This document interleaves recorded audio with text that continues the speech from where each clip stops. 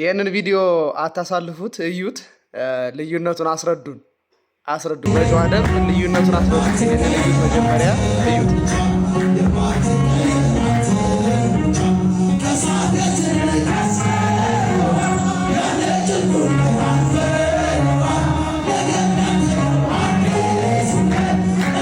ይበቃል።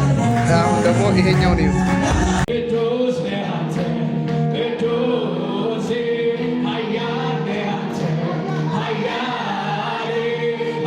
ኦኬ ይበቃል። እንግዲህ ድንበር ለማፍረስ ነው አይደል?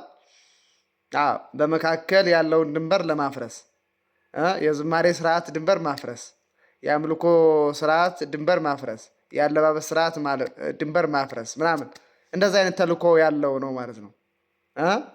ስለዚህ ኦርቶዶክሳዊት ቤተክርስቲያን ጥንቅቅ ያለ አስተምሮ አላት። ያን አስተምሮዋን መጠበቅ ማስጠበቅ ኦርቶዶክሳዊ ግዴታችን ሊሆን ይገባል ነው።